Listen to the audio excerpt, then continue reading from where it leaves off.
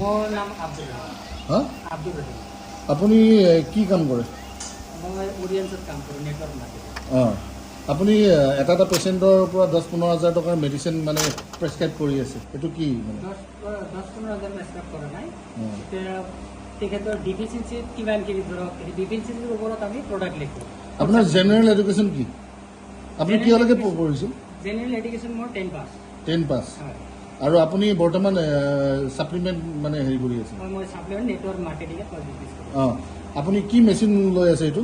এইটো analyser machine, quantum regional magnetic analyser machine. আপুনি 10 পাছ হৈ পেলাই মানুহক প্ৰেছক্ৰাইব কৰি আছে, এডভাইচ দি আছে? হয়, এইটো কৰিব পাৰি। এইটো মানে এই ফুড ছাপ্লিমেণ্টৰ ওপৰত আছে, কোনো ধৰণে এইটো মেডিচিন নহয়। অঁ এতিয়া এই মাত্ৰ দেখা গ'ল যে আপোনাৰ মেচিনটোত ৰুমাল এখন বান্ধি দিয়াতে আপোনাৰ এইটো ডেফিচিয়েঞ্চি দেখুৱাইছে, কি? এইটো পানী চানী থাকিলে বা এইটো ধৰক বেলেগ কথা। এতিয়া ধৰক নাই, ৰুমালখনত কি দেখুৱাইছে? ৰুমালখনৰ ৰিপৰ্টটোত কি দেখুৱালে? নাজানো মোৰ ৰিপৰ্টত কি দেখাইছে।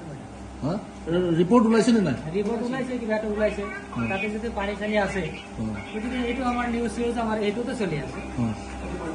গতিকে ৰুমালৰ কথাটো এইটো বেলেগ, যিকোনো বস্তু দিলে সেইটো স্ক্ৰিনিং হ'ব।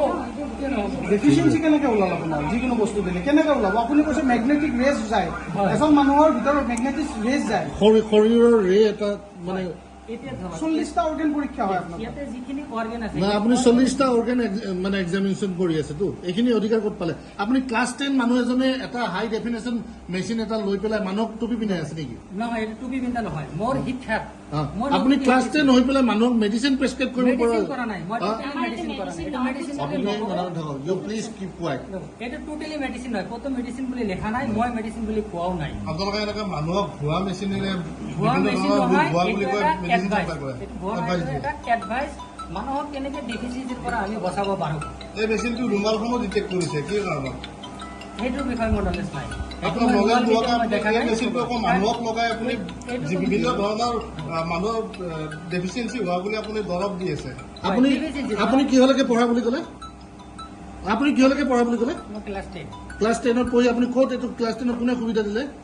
এইটো আমাৰ ইয়াতে কোনো ধৰণৰ লেখা পঢ়া নহ'লে আপুনি কৰিব পাৰে, কাৰণ ইয়াতে আপুনি ধৰক নেফ্ৰ'পিড কিডনীৰ কাৰণে গোটেইখিনি ডক্টৰবিলাকে লিখি দিছে মেডিচিন, সেইটো কাৰণে শিকিব লাগিব।